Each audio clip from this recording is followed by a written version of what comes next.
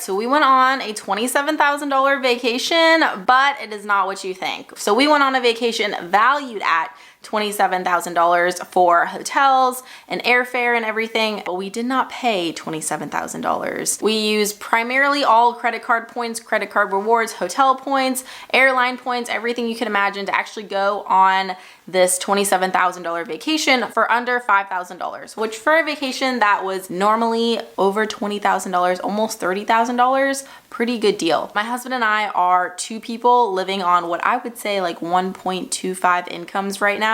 I don't work full time, he does not work full time, and we are on a very, very tight budget normally. As you guys know from most of my videos, I talk about budgeting, I talk about saving money. That is like the name of the game in our household. But doesn't mean that we don't still like doing some really nice things, extravagant things, if we can afford them. So in this video, I'm sharing with you all of the things that I've learned about credit card points, about hotel rewards, how to make the most out of them so that you can go on some really fun vacations. They don't have to be this luxurious or lavish or anything. Showing you guys everything I know so that you can do the same thing with you and your family or you on your own, and also not paying an arm and a leg for all of these vacations, because we all know going on vacations is supposed to be really fun, it's supposed to be really nice, a really nice break from our normal day-to-day lives, but they don't have to cost an arm and a leg. This is how we have figured out how to do this in our life. So what our trip included was flying United Polaris business class from San Francisco to Tahiti, 5 nights in an overwater bungalow in Bora Bora,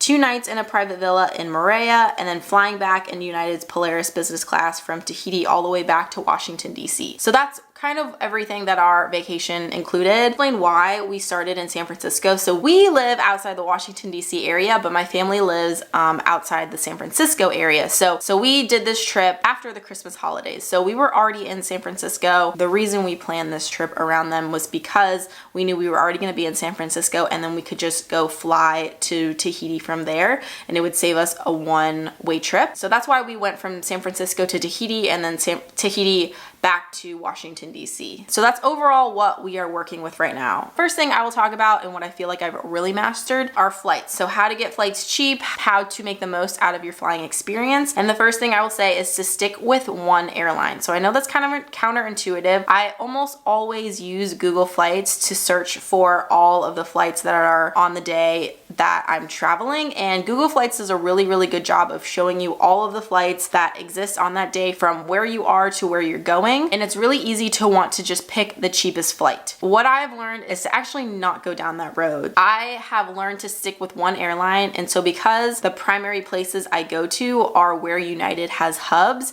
United has now become my airline of choice. And the reason I say that sticking with one airline is ideal is because when you're sticking with one airline, every time you fly with that airline, you are working towards status with that airline, which helps you in the overall scheme of things. When you build status with a specific airline, then oftentimes they will give you perks for having hit certain statuses. You will get certain things for free, like with United, I often get free upgrades. I can check bags in for free. It saves me a lot of money overall to just stick with one airline, even though in purchasing one ticket, it may not be the cheapest thing. There may be another ticket that may be $30, $40 less expensive, but overall, I'm going to be saving more money if I stick with one airline. So how we did it from going from San Francisco to Tahiti is because I've stuck with one airline, I'm at United's Premier 1K status. Because of that, I automatically get 280 plus points per year. Plus points with United are used to upgrade your seat, whether it's for a domestic flight or an international flight. So I found that saving those plus points for international flights or really, really long flights are best because I can get the best upgrades. Usually the best first class seats are in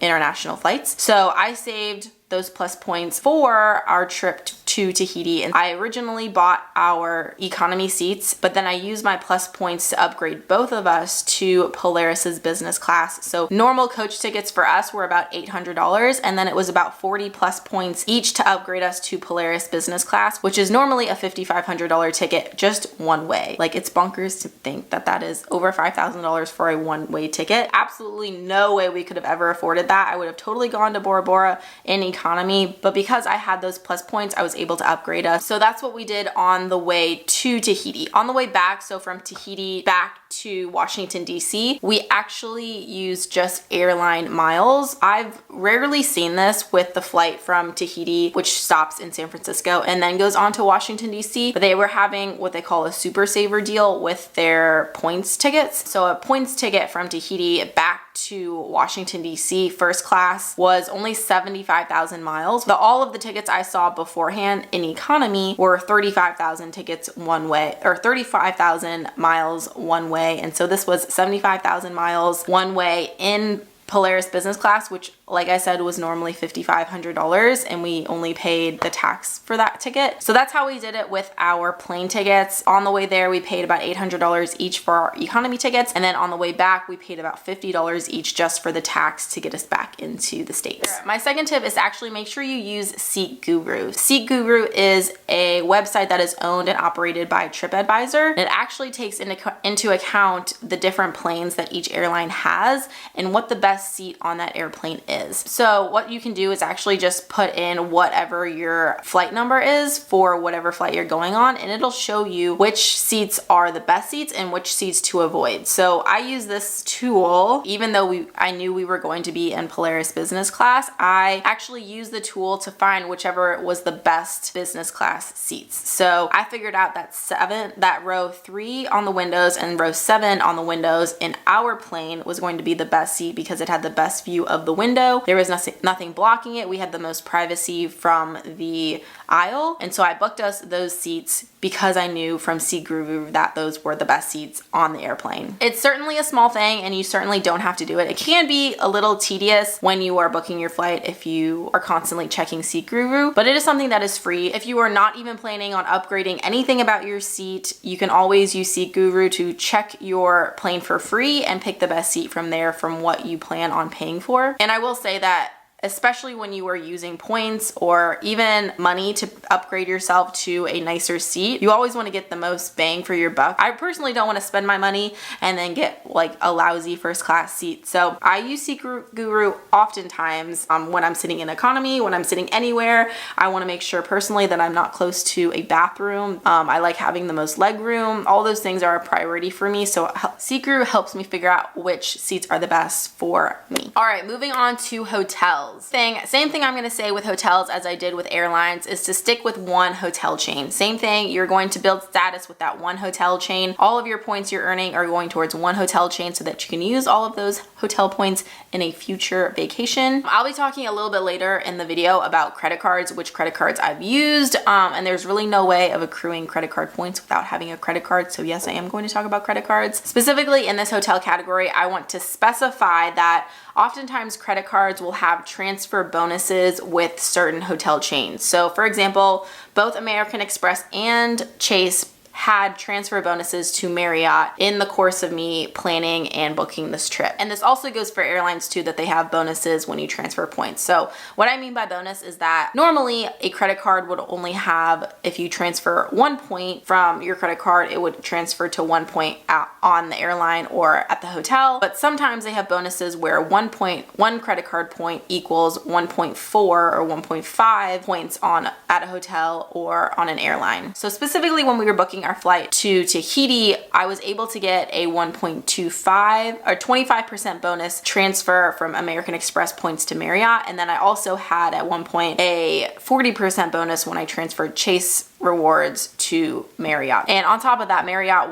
has always been like the primary and only hotel chain that I've used. So on top of me using both of those bonuses from both my Chase card and my American Express card, I transferred those over with the bonuses, and then on top of the Marriott points that I already had, we were able to book 5 nights at the St. Regis in Bora Bora for what was equivalent to about 460,000 Marriott points and about $1,900, so just under $2,000, which certainly seems like a lot even with hotel points. I don't know how to describe these overwater bungalows. They were beautiful. We got to be over the water. I mean, it was like every morning we sat out on our little porch over the water. We saw stingrays go by. We saw sea turtles and sharks. It was a magical experience, honestly, and it was really cool that we got to do that. Yeah, fresh flowers that they gave us.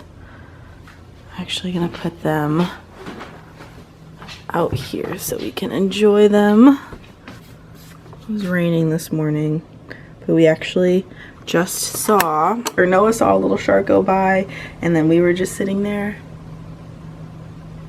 and I saw a little turtle swim by, and it was so beautiful. It was not a little turtle, it was a big turtle, and it was beautiful. And I will say, those overwater bungalows are usually thousands and thousands of dollars a night. And so the fact that we were really paying like $400 a night for that hotel room was like mind-boggling to me. Part of the reason why we were able to do that is because at the time Marriott was doing a promo that if you bought 4 nights, then you got the 5th night free. So we really paid for 4 nights and got the 5th night free because of that promo. All right, so let's switch gears a little bit and talk about credit card rewards and credit card points and hacking those. These are all the steps that are really going to help you maximize getting all of those credit card points. The first thing is that if you don't have a credit card that specializes in travel, I would highly recommend you get a credit card that specializes in travel. Personally, the ones I have were the Chase Sapphire Reserve and the American Express Gold. You can also look into credit cards that are branded, which are just the credit cards that are affiliated with either an airline or a hotel chain. Getting either one of those is going to help you also build points or status sometimes towards those respective hotel chains or airlines. You could get a Hilton credit card or a Marriott credit card, or for airlines you could get a United credit card or a Delta